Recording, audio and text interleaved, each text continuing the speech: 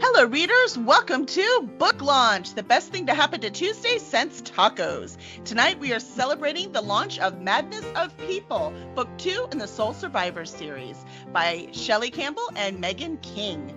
Iris Ecosia's world has ended more than once. The first time, she was too young to remember. Solar flares wiped out electrical grids and whittled her stiff-collared community into a cellar of data and rare books. The second time, Iris's beloved Uncle Nate used her as a catalyst to thrust her people into a civil war that ousted their greedy CEO, David Kahn, but left their town painted bluff, broken, and defenseless. Iris is not about to let her world end a third time. Right at the end of the theme. I should get a prize. Look at that. You guys are pros. Yeah, that's right. That's right. You might think I know what I'm doing. I love it. Not like you guys who definitely know what you're doing. So welcome. I also want to give a warm welcome to Leslie Bridgewater, who was your copy editor on this version. So welcome, Leslie. Thanks so much, Leslie. Thank you. Getting it all polished up for us. It's so nice. Well, I haven't talked to y'all in person since the cover reveal. So how do you feel about this beautiful book being out in the world? That's exciting.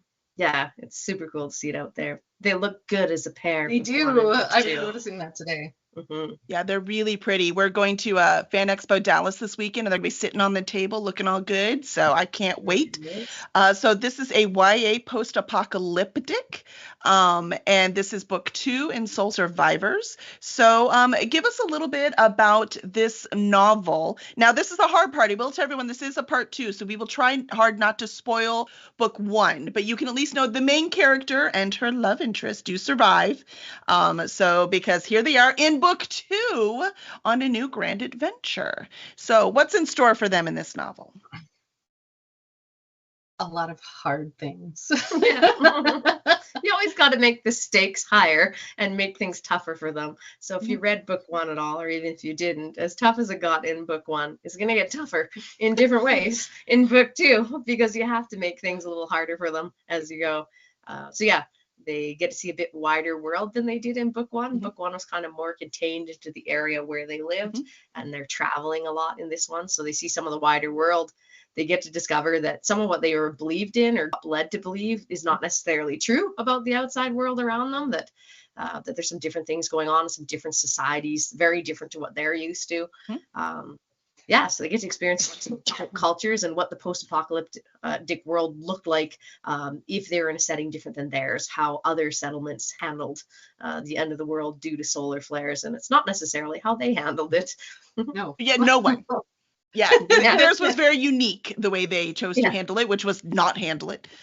Right? So yeah, no, they were definitely unique. So I love that. But I also love what you did with Iris, because in the first book, it was really about her and what she was going through and her experience, and kind of her growing up a little bit too, right? And so all of that, it was really about her. But in this book, she starts to see bigger things. She starts to see her community. She starts to really feel like deeper things for Robert besides just infatuation, right? She starts to actually see that there are other things going on, and that maybe she needs to learn a little bit more, experience a little bit more before she really knows what to do with it. So I love that you did that with her. And Leslie, this was your first experience with Iris, wasn't it?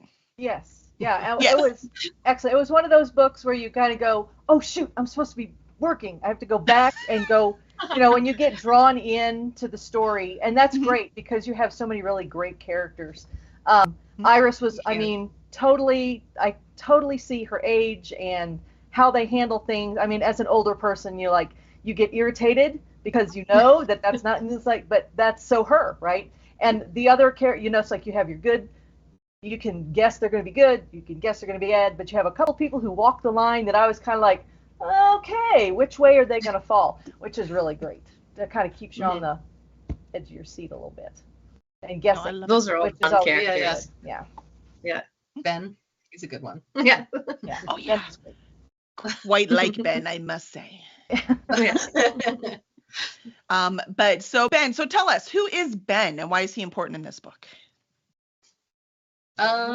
Ben is, you don't really ever know what he's thinking. So you're like, I don't know, never prepared for what he's going to do and how he complicates or helps things out. You're like, all the way until the end, you're like, how is this going to turn out with him? But that is what he was for me anyway. And Ben's wears a pretty good mask. When you first meet him, you're like, is he really this like Western cowboy guy? Yes, sir. Yes, ma'am. Tip of the hat, super polite. And then you start to figure out that some of this is a mask. Some of this is what he wears to protect himself, to deal with his past. And it's cool to peel that back and get him to a point in the book where even though he's a side character, you're like, this is who he is. This is what he's trying to cover up and protect. And you get to find out that he's a genuine person underneath. He's not just some stereotype. Like he's kind of playing at being to a point. Yeah, a stereotype he invented. He wouldn't know much about the stereotype, so I kind of like that part. No. He wouldn't know. He's in this new world now. But I loved him. He was very, very self-sufficient, yet he was enslaved. So he's enslaved by this corporation, basically. And yet he was like really independent. It was really clever. And because the series is just an Iris's POV, it gave you a fun tool to use to make him secret, because she doesn't know what he's thinking. So I love that part. Did you ever think that maybe you wanted to put his POV in? I got tempted with some of it, but it's hard. I find a hard time balancing POVs, and most of my books that I write anyways, even the ones I don't write with Megan, they end up being single POV books. And if it ever does switch POVs, it's just for a very brief moment. A lot of this, again, it's Iris and how she sees the world. So you kind of want to put her lens on it the whole way through. And I like the challenge of how do you get to know a person if you don't get to get in their head? How do they conduct themselves? How do they talk? How do other people talk about them? What are their relationships like? And can you rely on that to get inside a person's head who isn't a point of view character? No, I think it's brilliant. It was really well done. Well done. And, Ben is also involved in what is notoriously at this point the most vivid and disturbing scene in all of our books' history. And that's all 34 of those guys. And there's some of them, by the way, which are horror. Do I get an award for that? Yeah, I'll make you an award for that. That was good. I don't know if you want that award. Just a heads up, everyone. A lot of the other books I write are horror. So sometimes the horror creeps in there. If you have no idea the scene we're talking about, we won't spoil it for you. No. It's lovely. No, but I thought of what is a way that you can demonstrate that someone that seems like really tough and cowboyish and a ranch hand and like I am the master of my world even though I'm enslaved. What is a way you could demonstrate where they're in a scene with their master and they just totally get told what's what and get made to do something that's extremely humiliating, really debasing, almost like saying you're a dog, you're an animal, you'll do what I tell you, whatever I tell you, no matter how gross it is. And this turned into that kind of scene. Well, I do say if anyone's going to get the award, though, it's going to have to be Leslie, because I was the dev editor, so after I read it once, I could skip it after that. But poor Leslie is the copy editor, had to read it very carefully. Yeah. So Leslie, how are you doing? I'm okay now. It's been long enough, I think. But there was that moment. It's like, when you're going through and you find something that you need to make a suggestion or correction, you need to go. I've been told, and I do this. You go back a few paragraphs and kind of go through it again to make sure that, because a lot of times, if there's something that needs to be corrected, there's something else close by that you'll miss because so you have to kind of go back. In that scene, I don't know if I did that as often as I should, so because I had to really psych myself up for that, I have to say. Because you could see it coming. That was the thing. It's like that anticipation. It's like you know what's coming, and it's like, but you have to read it, right? But really well done, because even everybody else in that scene, they reacted in their own way and it was just so believable. And I don't want to say relatable, but relatable. I mean, you can totally see it, totally. Yeah. I thank you and hate you both for that. So. You're welcome. Well, I like it too, because the scene that you do that for, now everyone's like, what scene? I will let you know, Northern Lights says that it was super intense, but so good for the storyline. So it worked for the readers too. So good. But I like that, because a lot of times it's like, oh, go beat up that person for me, or oh, go, like, this is the way they make them, you're under my control. So this was a very clever way to demonstrate that. without it, him actually doing violence to someone else. That's been done over and over and over again. This, I don't know, it made more sense to me. It made me still like him, right? Yeah. So it was nicely done. Yeah. Northern wants to know, how many books are you planning for this series? 3. We're gonna start writing the next one here pretty quick, and it'll be a trilogy done at 3. There's one to go. So we have to make things even worse for everybody. Everyone needs to psych themselves up for that. Their problems. Leslie's like, did I mention I'm retiring? We'll have to flag the scenes in the next one where the she warnings at the front of the book or something. Read it on an empty stomach. I have a beta reader that reads for me my horror stuff, and she loves reading scene stuff, and she loves my writing. We've read our stuff forever, but she doesn't do a lot of stuff that's gore. So some of my horror books, she's like, I'd love to read it for you, but give me like warnings. So it'll be like, coming up in this scene, you might not want to read this. Trigger Just warning. skip past this. Generally what happens. So we'll do that for you. Like, Thanks. coming up. Okay. Don't read this scene before going to bed.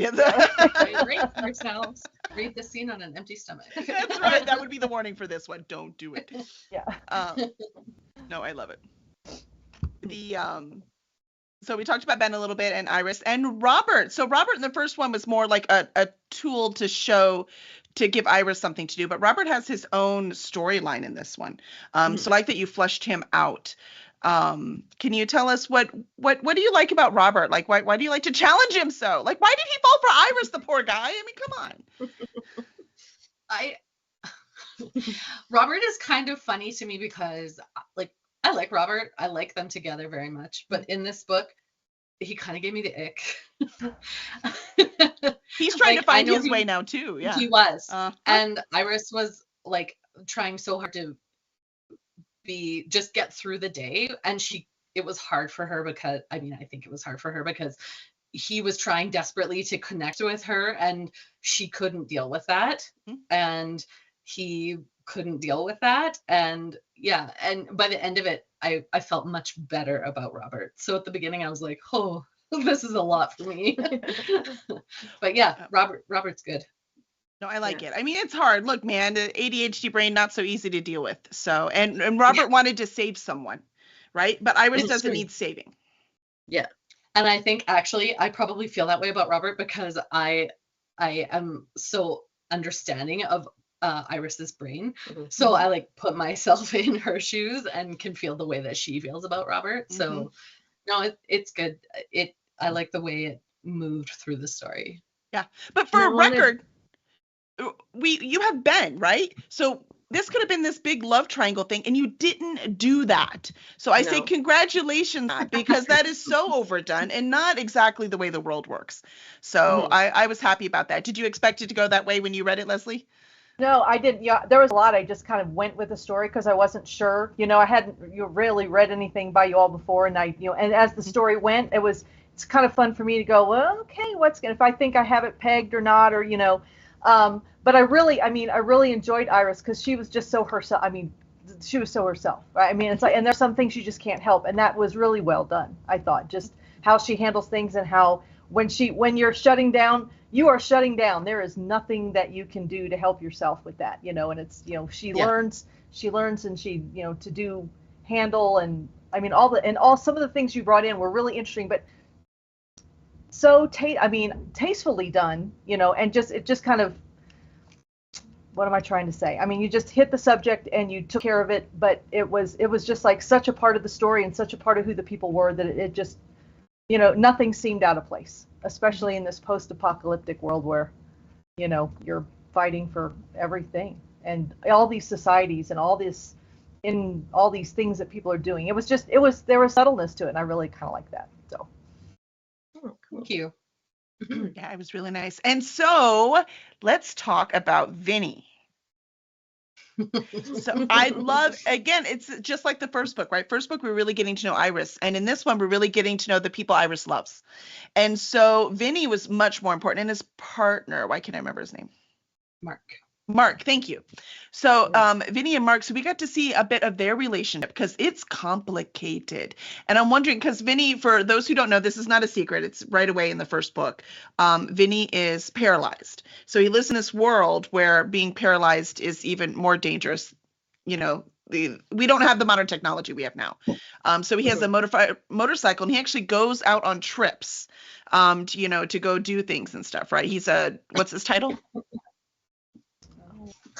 They call them search. Oh no, Iris is a search engine. Browsers. Thank you. Earls. Yeah. Thank you. One of those. Universal resource Universal locator. Resource Locator. They named everything after the internet because they didn't have the internet and they missed it. Yeah. That's right. Imagine missing the internet. It's really not that hard. It's all on here. I mean, we would die without our phones. So yeah, no, it would take a lot of getting used to. Just from everyday things. I was taking pictures with it today for the company. You know what I mean? Like just simple things we do with our phone. That would definitely take adjustment. So I can't judge him for that. And so he's the browser, right? So he goes through and grabs things. And so goes and scavenges, I guess is the word I'm looking for. And so he does this with his partner, and I never realized reading the first book how much they had to depend on each other. And so you really brought this to life in this one. I'm wondering, did you do any research to make sure that it was realistic, that it worked? I did. I watched a lot of YouTube videos on whether you could be a motorcyclist with, if you're a paraplegic, what are the setups for that? There is a couple of popular YouTubers that were motorcyclists who got into bad wrecks and were paralyzed, but found ways to rig up their motorcycles so they could still ride. So the stuff with the bike having landing gear and things like that, that's all actual bikes that are out there. There's paraplegic people that can ride their bikes. Megan and I took it to a sensitivity reader that was paralyzed and talked about, like, is some of this realistic? Is there, what are the issues they would deal with? Things like that. So yeah, we did a lot of research that way to make sure that we were kind of getting things right there. We weren't doing anything that was not okay. Yeah, we didn't want to do, again, like if you're talking about a disability you know nothing about, do your homework and make sure you at least run it through a sensitivity reader that you can be like, hey, is there anything we're really doing wrong here? Or something you didn't think of, Yeah. No, I love it. I love it. You've done a lot of that because in this one you also have marauders who speak kind of one of the native languages, right? Like kind of an offshoot of that. Leslie, when you went through the native languages, I don't remember what you said. You said you skipped that, right? And I said it's good because they did their research, right? Right, because they did, because I was like, I don't know whatever Indian language this is, or Native or whatever. Cree. I have a friend who is Cree, and we asked him to translate for us. So yeah, I'm glad that we could bring some of that into. Yeah. And there's a lot of different dialects of Cree up here. It still is a huge nation. So we thought if it's that big of a population and that big of a culture in the past and now, why wouldn't it still be in the future? And it would be only natural that there'd be some people speaking that language as well. Same thing. We didn't want to get it wrong. You didn't want to like Google Translate. No. Have someone read and be like, thanks for not trying at all. Yeah. And in fact, the person who did the translating for us is one of the characters in the story. Yeah, he gets a name. Yeah, his name is Kit Young Chief. So yeah, that's great. Cool. Yeah. Funny note. Yeah. Megan's like, could we give him a name, someone, a character? I'm like, sure, I'll name this guy Kit. He's a stagecoach driver. And he's a driver. He was a limo driver. Kit is a limo driver, and I made him a stagecoach driver unknowingly in the story. He's quite witty and is a little bit outspoken, which is totally Kit as well. It just worked. You did an amazing job with that. I don't even know Kit. Well, I can't wait. When you get him a signed book, I want to see all about it. Right? I want a picture. Yeah. Yeah. That's too cool. I love it. That's so exciting. And another thing in this book was the because we spread out more and got to see more what was around them. We saw a cult that had evolved. Which makes sense. It is a common thing in post-apocalyptic too, because let's face it, we all don't handle these kind of things the same. So did you have any inspiration for that cult, or did you think it just made sense for them to be there? I just thought it made sense. I figured this whole book revolves around the sun I mean, we know what it looks like when the sun goes through active cycles. We're seeing it now. It's lots of solar flares happening, lots of northern lights and southern lights and aurora borealis where you wouldn't normally see it. So the whole premise of the book was like, what if it got into a really active cycle and things just got worse and worse and worse, and it kept knocking out power grids, and it got to a point where, so it's very obvious to people that something's wrong with the sun. They can see sunspots with the naked eye in it. Weather is changing, migrations are changing, everything like that. And usually folks, when things go wrong in their world and they have to totally go back to basics, go back to a lot of religious beliefs, because they were like, why is this happening? I can't explain this. And I thought, well, if the sun's whole problem here, it'd probably be natural if you got a cult group of people that became like sun worshippers and thought of the sun as like a god that you had to impress, and everything kind of revolved around that. I like very much how everything that ended up turning out is, it shows a lot of what's going on in our society for real now, just in a very different way. Like, that's the scary thing about writing post-apocalypse. Sometimes you write stuff and you're like, what if? And then you're like, oh no. Yeah. It becomes predictive instead of fiction. I was at a con. That's the best thing about science fiction. It is predictive. You know, fantasy is saying what if in a magical setting, and science fiction is saying what if, but keeping it magic out of it, right? But they're all what if questions. 100%. I had someone at the at one of the last cons. We were at a smaller con, so we were walking around talking, so there weren't a lot of people there, and one of them was talking to another dude who did, you know, this little dragon that everyone's doing now where you print them, right? You 3D print them. And so he was selling that, and this, I don't remember, she did candles or something. And there I am with books. It's pretty cool though. I love it. And so we were talking, and as I'm walking by just seeing what they have, and she was like, yeah, have you seen, I think sometimes these science fiction writers that, you know, they like have some kind of knowledge and they like predict the future. And I was like, well, like she thought it was like some kind of inspiration, you know, from, I was like, just look at the signs, man. Well, if you look at like Margaret Atwood and what's the series? Handmaid's Tale? Yes, The Handmaid's Tale. She said that in The Handmaid's Tale, when she wrote it, she did not make up any of that. Yeah, she said everything that happened in that book was pulled from somewhere in history, some country, somewhere that actually had happened. And that was the rule she set for it. It didn't necessarily happen all in one place at once. But yeah, she didn't even do what if. She's just like, here's what has happened in the past when things go wrong. What if I put it all together? That's why she gets mad when people call it science fiction. Right? Yep. No, yeah, it's very scary.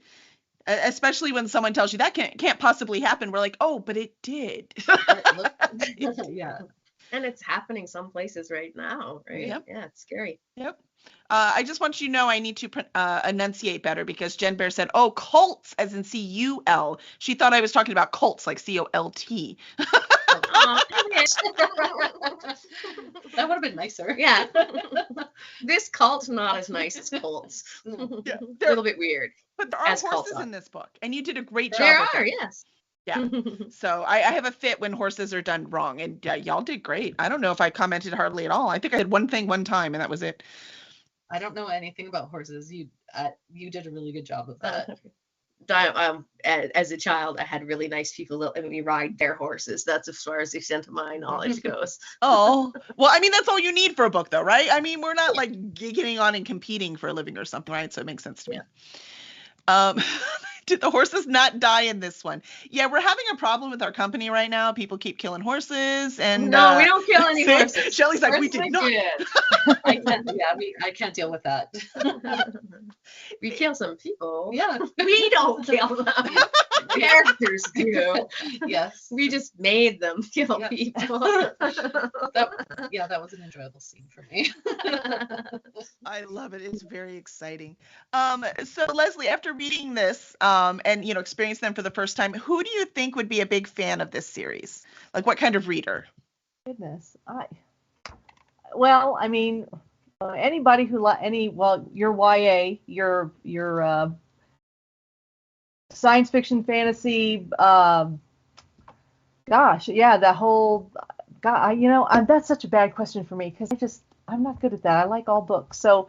Like everyone should read it. Like everyone should read it. Everyone. But then I think, well, okay, so your hardcore science fiction fans, maybe not. But I don't know. I think there's a wide audience for that, because there's so much in it. I mean, the setting is post-apocalyptic, right? But I mean, the characters are so good and the story is so good, and I'm just going to launch right into my question is like, how quickly are you plotters, pantsers, ploncers, whatever they call it? It's like, did you have this whole trilogy set, or do you kind of do one and then, I mean, how fast did you come up with this story? I just am, because I really enjoyed it. I mean, what can I keep saying that, but I did. I really enjoyed it a lot. So how quickly or how much did you have to hammer out and came up with what? I feel like Shelley is so efficient, and I love her writing. I forget that I'm supposed to be like giving ideas, but like I just kind of spew what's going on in my head, like how to talk about Iris and her disjointed thoughts and her ADHD, everything, and I just tell Shelley, and then when Shelley writes it, it's just like, oh yeah, that's exactly how I feel. So I like that it's, we talk about ADHD on the back cover, but it's not like diagnosed, and it's not talked about as being ADHD. It's just how she feels. And so that was my big contribution. I think when we set out, the general book idea was Megan's, and the very first book idea was, first off, she's like, I've got ADHD and I want to read about a main character who's like me, who's a hero, because I didn't get to read a lot about that growing up, and I think people should be able to get to read about that. And I'm like, yeah, that's cool. I don't have ADHD. I will write. You tell me what's going on inside her head, because I don't necessarily know what's going on in that. And I'm not going to write a main character if I don't know what's going on in their head. So we teamed up that way. But she had the idea in book one, and it just started off as, what if you had a whole society that was being fooled by someone? They thought the world was one way and the world is an entirely different way. And they've got this end date coming at them, but they don't know. They're kind of clueless. And we just kind of took it from there and thought it'd be fun to set it in Canada. What kind of disasters would be particularly bad in Canada? Well, if you lost all your power grids and it's cold up here in the winters, you got to start burning everything. Trees, furniture, books, eventually, heaven forbid, okay? Lose all your information, and then all of a sudden information is a big commodity, and you're trying to scaffold computers together and get information off of hard drives because there's nothing left. You don't have survival guides, you don't have books, you don't have the internet, so information becomes this huge commodity. You know how to maintain a generator or rebuild a compressor, that's big money, because unless you have skilled people in your group that already know how to do this, there's no way to find that information. So we kind of stem from those ideas. I used to be a total pantser. The very first novel I ever wrote, my fantasy took me like legit 12 years, because I'm just like, what if I went down this road? What if I went down this road? I drive like that too. What's down that road? Oh, it's a dead end.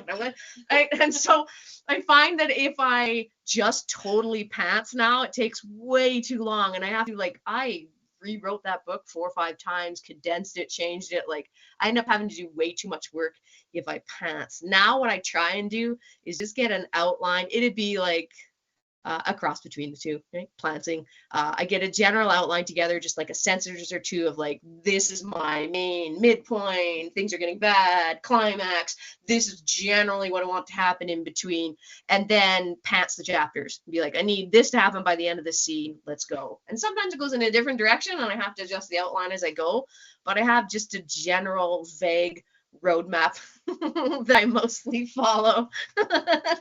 And sometimes don't. Dead end, don't go here written on there. Dead end, don't go here. I like that it doesn't always follow the way that we anticipate it's going to. Like, oh, that actually worked really well. One of the times when I get writer's block, it tends to be because I'm trying to push my characters to do something that they wouldn't legitimately do. And you're like, okay, no, I want the story to go this way. And then you're like, well, no, she wouldn't do that in this situation. So the reason why you can't write it is because you're trying to force this character that you know to do something that they wouldn't do in that situation. Yeah. And they're saying, no. Yeah. They're saying, we quit. Yeah. We're not doing that. I love it. I love it. I love it. So let's see. So we talked about this one. There's 3 books. So we will have the conclusion to Iris's fine tale. Next fall, right? Yes. And then we will have it. No, Shelley makes deadlines. That's one thing she definitely does. I mean, we're good. I hope so. And so we will have that conclusion. So I'm very excited about that. I adore Iris. And like you said, it's nice having someone whose brain works, like mine, be the star. There's plenty of ADHD characters all through everything, but they're always the quirky side character, or the, somebody who's like really smart, but they're not the ones that actually go and save the day, right? So it is really, really awesome that Iris is the hero. So that's nice. We could be the heroes too. We can, totally. There's reasons why there's neurodiverse brains. The modern world just isn't built for it. But back when we were hunters and tribes and things like that, you needed all different sorts of brains to survive. We needed all of them, all the brains. 100%. And you look throughout history, and all of these people people love them, were totally neurodiverse. And now, the world is not made for us. Not the modern world. Definitely not the corporate world. That's why No. If you set Iris in a setting where everyone's pretending they're corporate, you made it especially bad for her. The very worst place she could be, even if, the sun hadn't wiped everything out. Yeah, exactly. Yeah. No, I love it. So excellent. Zapho has put the link in for book 2 up there. And if you go to that, you can get book 1 through there too, if you happen to have missed that. So that is up there. It's on sale, book 1 right now, isn't it? The ebook? Yes, book 1. Thank you for reminding me. Yes, book 1 is on sale. The ebook, it is on sale for 99 cents. So you can get that up. I do that every time, and I forgot. It is up for 99 cents, so don't miss your chance. Grab that baby now. And then book 2 for $6, you can get 2 books. I mean, that's a pretty darn good deal. Excellent. All right. So we do have a philosophy around here that if people like you, they will also like your work. So Shelley and Megan, what are you watching right now? Well. I mean, my husband and I have been binging ER. All right. But Goodie bit of goodie. Okay. Does it hold up? We're finishing Ray Donovan, which is so good. And Bridgerton. I'll probably end up watching a bit of Bridgerton. So good. Bridgerton. Yeah, we totally binged that too. That was totally fun. Yeah, I can't help it. It's just fun, man. I like it. It is. And Shelley, how about you? What are you watching? I'm all over the map. I'm not watching anything because I have to make writing deadlines. So now when I'm done my writing deadline, I'll binge watch something for a while and then buckle down and get writing again. Right. I'll watch a lot of Star Wars. My boys are Star Wars fans too, so we watch a ton of Star Wars stuff. Firefly right now we're going through, so like space opera kind of things. Lots of fun.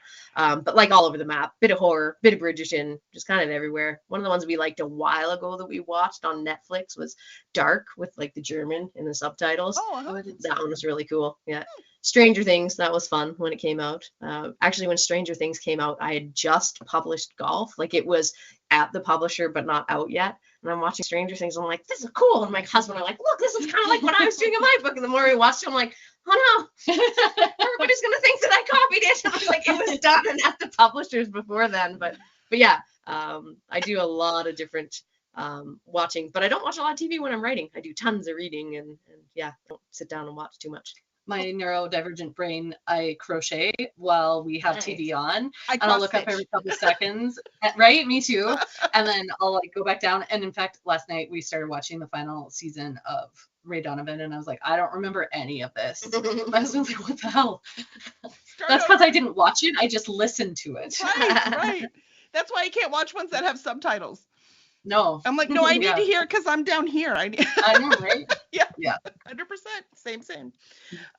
So, Shelley, you said you do reading. So what are you both reading right now? I'm listening to the I have to look it up. So Shelley, you go first. Okay. I just finished. What did I just finish? I can't remember. It was good, and I've done it now.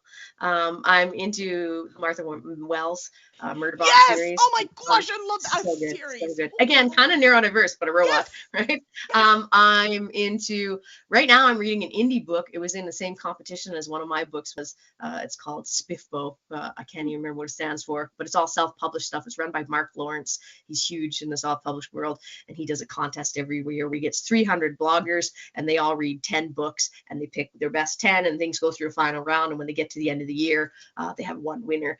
And one of the ones that made it top 10 is called The Fall Is All There Is, and it's got an autistic main character, and it's set in this really kind of quirky futuristic world where there is kings and kingships. So that's how culture is set up, but it's a very sci-fi world where there's sci-fi technology from dead worlds that they don't really understand. And there's ghosts, they call them gaunts. So there's like this fog where if someone's a ghost and they're out in the area, you can breathe them in and then you'll get possessed and you pretty much have to get killed because you're done for after that.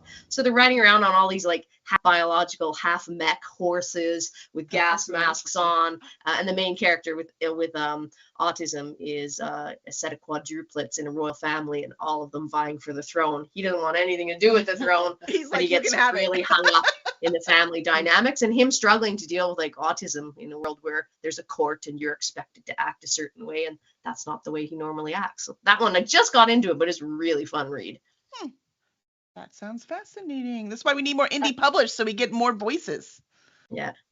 I am listening to on Audible The Watch That Ends the Night by Hugh McLennan. Ooh, I haven't heard of that one. It's just after the war, the World War II, and he's in Montreal, and just all of the relationships and how people's idea of politics changes, and And I'm also reading Papillon because, of course, I can't read one book at a time. Same.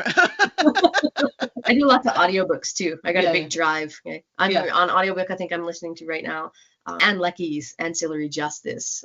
So it's again a sci-fi one where you can split your consciousness into a bunch of different bodies, and there's whole warships that aren't only just an AI running a ship. It runs all the bodies in it, and this one ship gets destroyed, and all that's left is the one body. So it's this entity, this person that's used to being a lot of people in a whole ship, now just distilled down to a single body and out for revenge. I think you need to make a list of books we're reading and just switch, because you sound really interesting to me. You just need to write them down, put them in a box. See? Yeah, that's a really great idea. I like it. I saw that. I was thinking that earlier. Telling you, man, I love it. Less choices, the better. And then finally, what are you listening to? Like music or anything? You have any music you're listening to? Yes.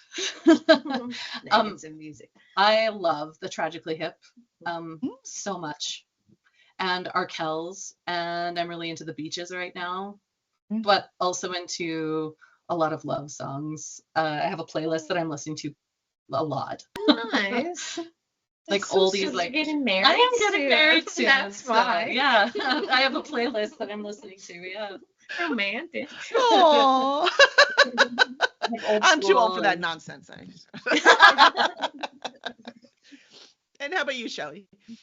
I'm all over the map. When I'm writing, I listen to a lot of playlists with like musical stuff. So it's like the soundtrack to what I'm writing. So it's a lot of like epic movie kind of thing. So if there's an action movie or something like that, it's got a good soundtrack. It's just got a big 5-hour-long Spotify list. It's all different instrumental stuff that sounds cool, but doesn't have lyrics because I cannot write to lyrics, or I will start writing down lyrics. Yeah, I can't do anything if there's lyrics. If I'm trying to read, I have to have background noise. But it's like, I have quite a few different playlists with just instrumentals. So just instrument. So I get enough stimulation to keep going.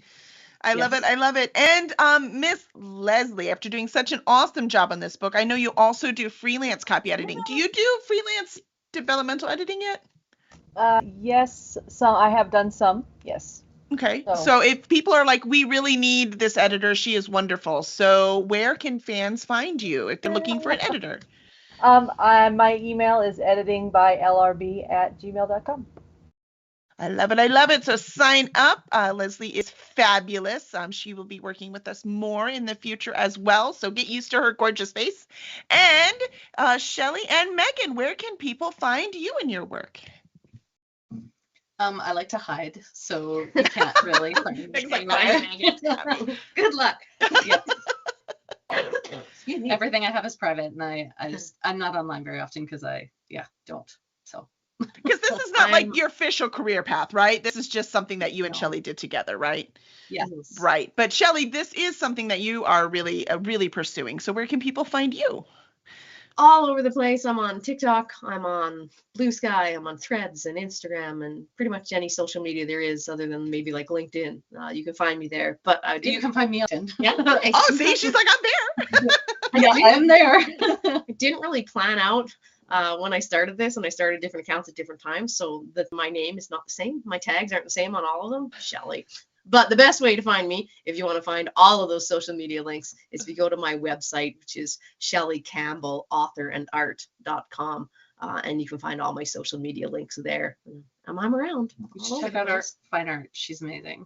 Well, thanks. Actually, you're quite talented. I adore it. And that's Shelley, Shelley. So just, all right. So excellent. Thank you so much. Do you have any final words to leave with the audience? No. Just excited for people to read it, especially curious for people that read about Iris in book 1 too. What did you think about what's happening in book 2? Really excited to have return readers give us some feedback. Yeah. Let us know how it all went. And they're saying congrats in the crowd. They are so happy. Let's see. Northern Light says that she definitely doesn't stalk Shelley on Facebook and Instagram. Definitely not. No stalking. I don't mind. You're like, that's what I'm on there for. It's all good. Yeah. I love it. All right. Well, thank you, everyone. And we look forward to seeing you all soon. Thank you.